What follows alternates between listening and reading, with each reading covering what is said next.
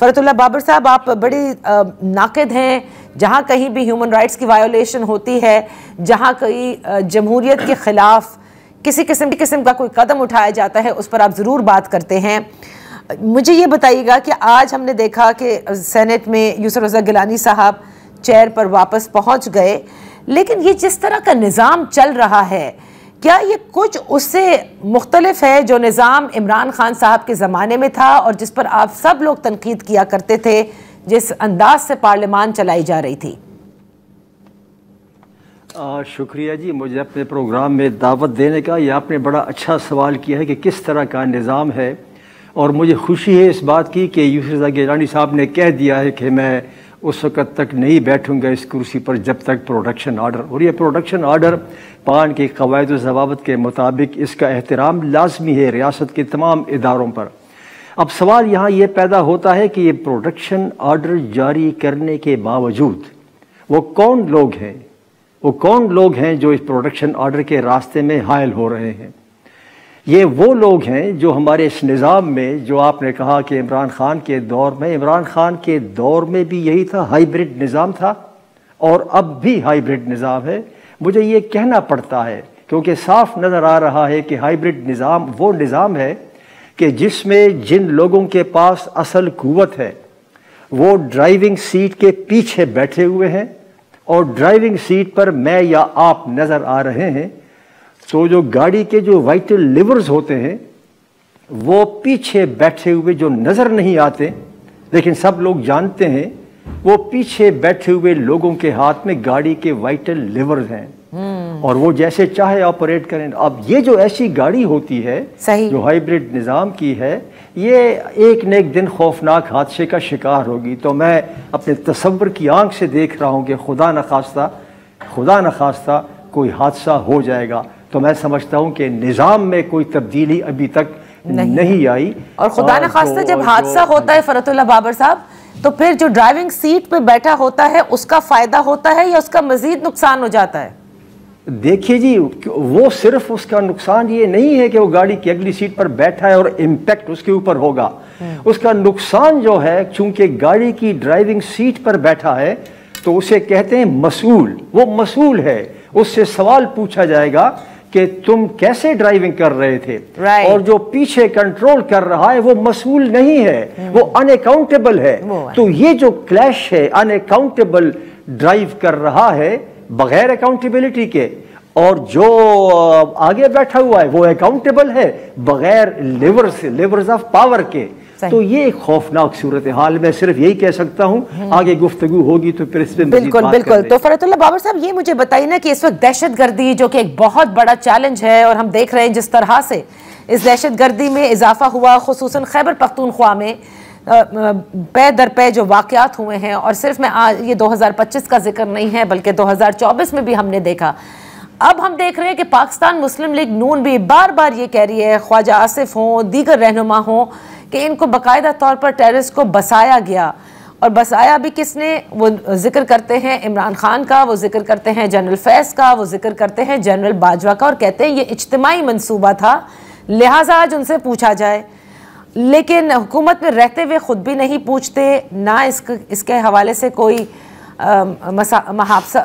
मुहासबा करते हैं, जो कि वो ख़ुद दावेदार हैं कि होना चाहिए। अब आप मुझे बताइए कि क्या ये वही है कि जो बिठा दिए गए उसकी वजह से दहशतगर्दी बढ़ी है? और अगर बढ़ी है तो अब जैसे आज शहरी रहमान साहिबा ने भी कहा कि दुआ के साथ हमें दवा भी करनी पड़ेगी, तो गोया क्या दवा नहीं की जा रही? ये बड़े सवालात हैं इस दहशतगर्दी को लेकर। देखिए जी, दहशतगर्दी के बारे में खैबर पख्तूनख्वा में मेरा ताल्लुक़ खैबर पख्तूनख्वा है। खैबर पख्तूनख्वा में दहशतगर्दी और बलूचिस्तान में इंसर्जेंसी, ये दोनों जो है इनमें शिद्दत आ गई है। 2024 के मुकाबले में 2025 में ये बढ़ गई है, और अभी रिसेंटली स्टेटिस्टिक्स छपी हैं। एक ये पहलू है। दूसरा पहलू ये है कि अब जो दहशतगर्दी हो रही है वो बराह रास्त सिक्योरिटी फोर्सेस को निशाना बना रहे हैं, सिविलियंस को कम बना रहे हैं। उनको भी किया है, करते हैं, लेकिन बराह रास्त सिक्योरिटी फोर्सेस पे कर रहे हैं। और तीसरा उसमें यह है कि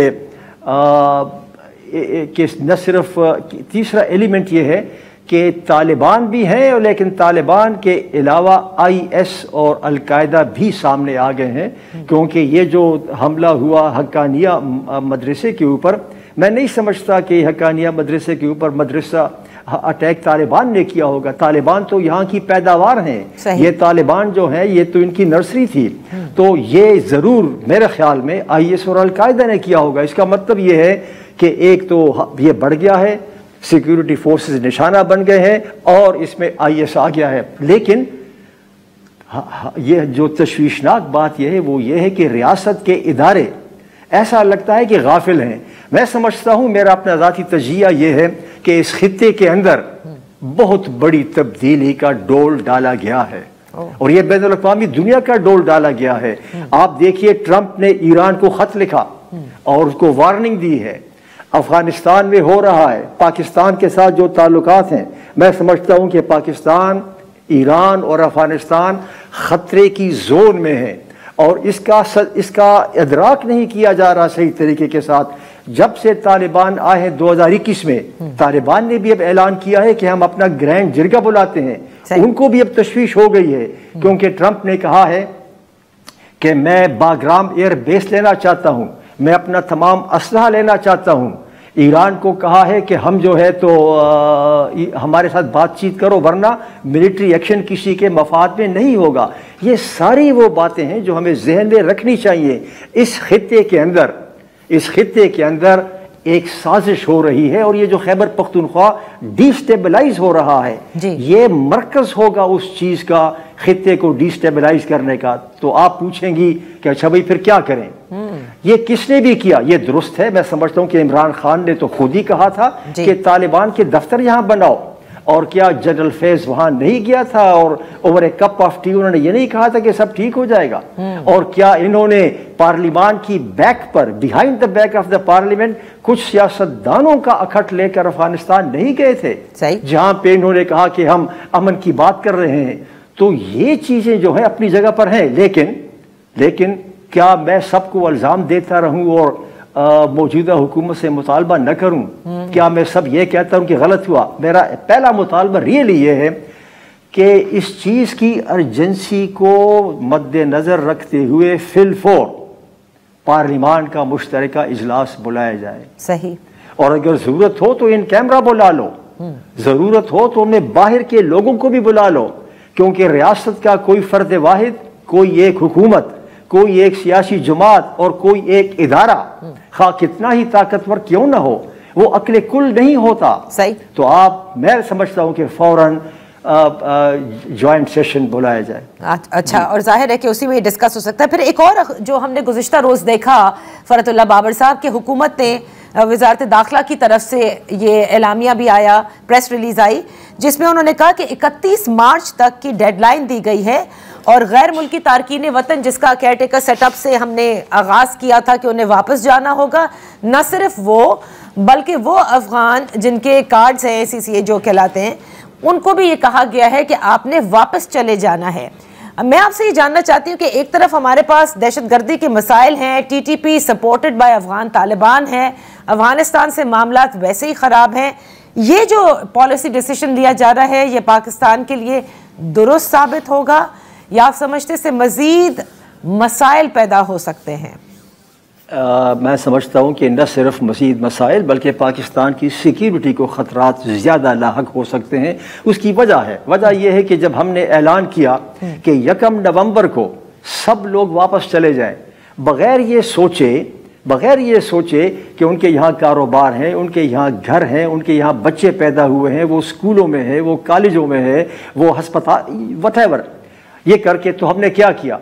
हमने उन अफ़गान महाजिरीन को बिलखुसूस जो 2021 अगस्त के बाद बहालत मजबूरी पाकिस्तान आए थे, क्योंकि वो समझते थे कि वो तालिबान हुकूमत के निशाने पर होंगे, तो जब उनको भी और सबको हमने कहा कि वापस जाओ, और अफ़गानिस्तान में उनकी रिहाइश का बंदोबस्त नहीं था, खाने पीने का नहीं था, और अलकायदा सिर उठा रही थी, IS सिर उठा रही थी और TTP सिर उठा रही थी, तो जाहिर है फिर उन लोगों ने इनको अट्रैक्ट किया होगा, कुछ लोगों को, नॉट टू ऑल। तो हमने अपनी सिक्योरिटी की खातिर इन लोगों को धक्का दिया, ये सोचे बगैर कि हमने अपनी सिक्योरिटी को मज़ीद गंभीर सूरत हाल कर दी है। तो एक तो ये है, और फिर हमने देखा, अगर आप तारीखें उठा के देख लें तो ये जब से अफगान महाजरीन को ज़बरदस्ती भेजा गया है, उससे पहले और उसके बाद ये जो मिलिटेंसी में स्पर्ट आई है, तेज़ी आई है, ज़रा आप अंदाज देख लें। वक्त आपके पास थोड़ा है, मैं तफसील में नहीं जाना चाहता। हमलों में तेज़ी आ गई है। तो ये मैं समझता हूँ कि पाकिस्तान ने का ये बड़ा गलत फैसला था। इन तालिबान को हमने, ये महाजरीन को, सॉरी नट तालिबान, महाजरीन को तो हमने पॉलिटिकल फुटबॉल बनाया है। हमने पहले कहा ये तो महाजर हैं, हम अंसार हैं, इनके लिए कानून की क्या ज़रूरत है, ये तो हमारे घरों में रहेंगे। फिर उन्हीं अंसार को, उन्हीं महाजर को हमने कहा ये तो दहशतगर्द है। तो हमने पॉलिटिकल फुटबॉल खेला है। दोनों हुकूमतों के दरमियान कुछ चपकलश हो जाए तो हम कहते हैं अफगान महाजरीन फौरन वापस जाओ, और कुछ हालात बेहतर हों तो ज़रा थोड़ा सा वो धीमे पड़ जाता है। तो ये जो पॉलिटिकल फुटबॉल खेला जा रहा है, और इसकी एक सूरत ये भी है कि ये पॉलिसी जो है अफगानिस्तान के बारे में, कभी आपने देखा हो कि पार्लियामान के अंदर इसके ऊपर डिस्कशन हुई, मुफस्सल डिस्कशन हुई हो? द सिक्योरिटी पॉलिसी जो है वो अफगानिस्तान की, वो फॉरेन ऑफिस नहीं बना रहा, वो अपना पार्लियामान का उससे बड़ा कम हिस्सा है। खुद पाकिस्तान के वजीर खारजा सरताज अजीज ने अपनी किताब में लिखा है कि अफगानिस्तान, कश्मीर और न्यूक्लियर इशू पर पॉलिसियां फॉरेन ऑफिस में नहीं बनती।